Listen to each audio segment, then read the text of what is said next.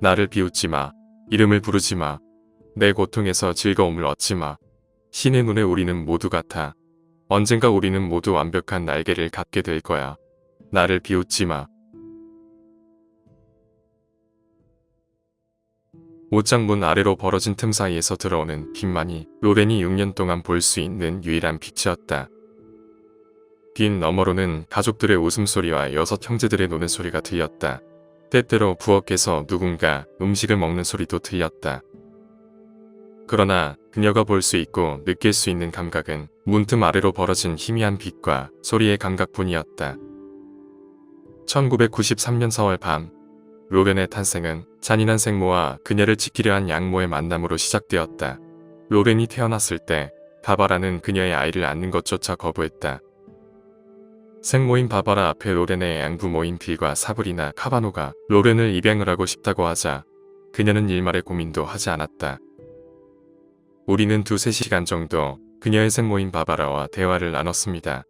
그녀는 아이를 입양 보내고 싶어 했고 심지어 로렌의 아버지가 누군지도 몰랐어요. 로렌의 생모인 바바라는 직업도 없었고 머물 곳도 없었습니다. 입양이 더 합리적이었죠. 그러나 로렌이 양부모와 함께 행복한 시절을 보내는 시간은 너무 짧았다. 생모인 바바라가 로렌을 되찾고 싶어 했기 때문이다. 이 양육권의 싸움으로 생모와 양모의 긴 법적 싸움이 시작되었으나 1995년 휴스턴 카운티의 판사는 양모인 카바노의 반대에도 불구하고 친모인 바바라에게 양육권을 주었다. 카바노가 로렌을 입양하면서 친모인 바바라가 부모의 권리를 포기한다는 서류를 제출하지 않은 것이 치명적인 실수였다. 법원 기록에 따르면 로렌과 친부인 케네스가 건강한 가정생활을 한 유일한 시간은 양육권 싸움이 중일 때뿐이었다. 그러나 이때도 철과상과 타박상, 불개미와 같은 것에 물린 자국이 수두룩했고 양모인 카바노가 가장 걱정했던 일은 바로 기저귀를 갈아주려고 할 때마다 어린 로렌이 양모인 카바노의 손길에 비명을 지르고 울기 시작했던 일이다. 기저귀로 인한 발진이 아니었다고 생각했습니다. 로렌은 우리가 기저귀를 만지는 것조차 거부했기 때문이죠. 아마 이때부터 양부로 인한 끔찍한 행위가 벌어진 건 아닌가 싶습니다. 양모인 카바노는 로렌의 양부를 의심했고 달라스 아동의료센터로 데려갔다. 의사들은 확실한 증거가 없다며 검사를 거부했다. 의사들은 테스트가 어린 로렌에게 매우 힘들고 고통스러울 거라고 말했습니다. 남편과 저는 정말 진퇴양난의 상태에 빠졌어요. 할 수 있는 일이 아무것도 없었습니다. 결국 양모인 카바노는 친모인 바바라와의 양육권 싸움에서 졌지만 매주 주말에 아기 돌보기에 자원했고 로렌의 옷과 장난감을 사서 바바라의 집에 방문했다. 부모와 자식 간의 유대관계를 계속해서 유지하기 원했기 때문이다. 그러나 모든 게 끝났다. 로렌의 지옥은 마지막으로 지독한 친모인 바바라와 양부인 케네스에게 넘어가 버렸다. 친모인 바바라와 살게 된 로렌은 문제가 많았다. 섭식장애가 있었고 눈에 보이는 모든 것을 먹어치웠다. 친모인 바바라의 양모이자 로렌의 할머니인 토리스는 당시 로렌에 대해 이렇게 말했다. 그녀가 우리 집에 방문했을 때는 돼지 같았어요. 햄이나 뼈 또는 남은 음식물을 가져가 침대 베개 아래 숨겨놓기 일쑤였으니까요.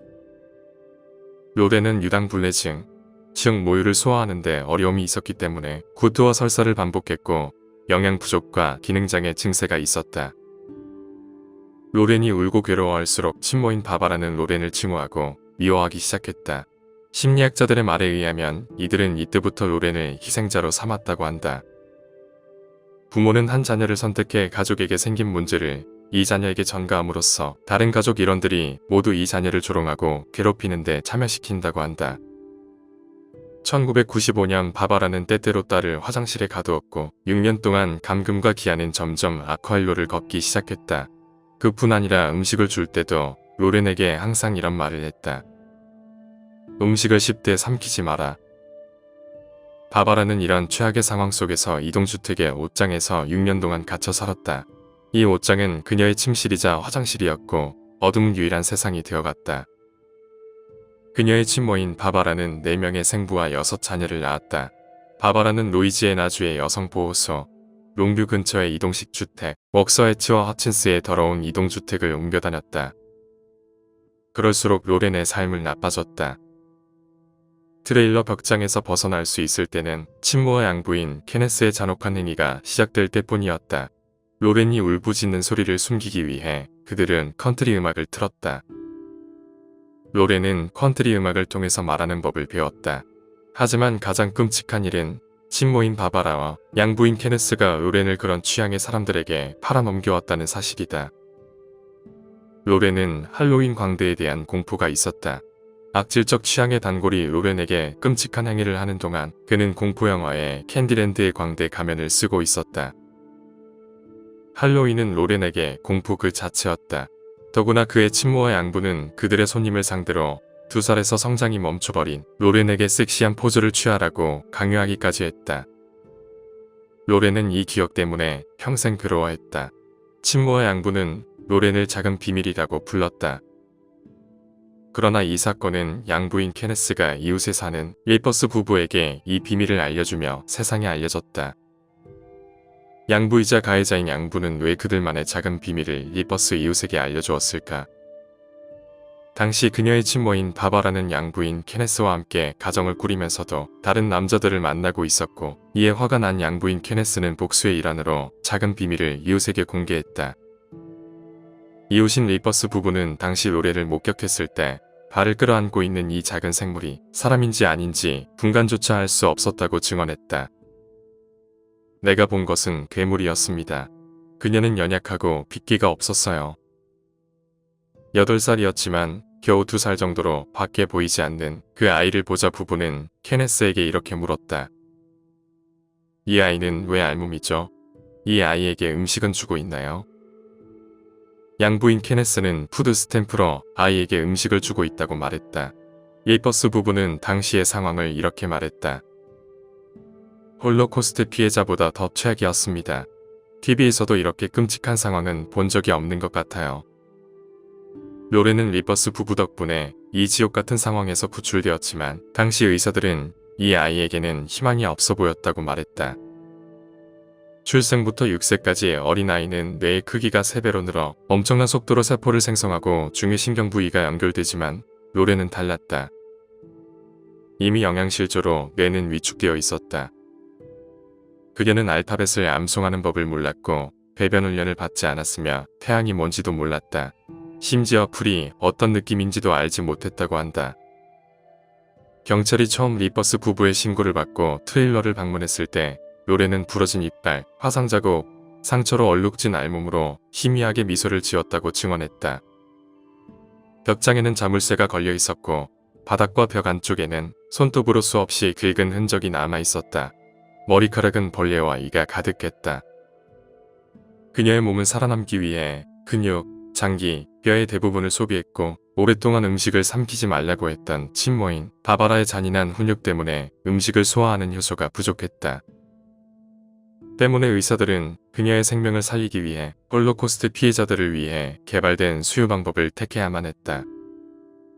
그뿐 아니라 이미 직장으로 이어지는 질과 항문이 심하게 손상되어 하나로 연결되어 있었다.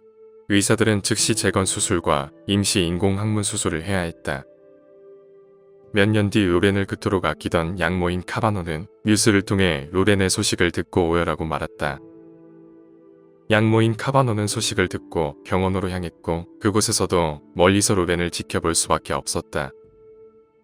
로렌은 근 5주 동안 누군가 음식을 가져갈까봐 두려워 항상 복도에 설치된 작은 테이블에서 식사를 했다. 그마저도 소량의 식사일 뿐이었다. 효소가 부족했기에 식사를 해도 소화 기능이 없었고 6번의 식사를 통해 아이의 굶주림을 해결할 수 있었다.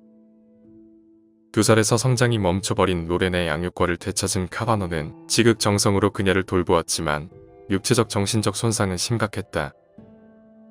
양부모는 아이를 위해 옷장의 문들은 모두 떼어내야 했고 로렌은 한밤중에 일어나 토할 때까지 먹어대기 시작했다.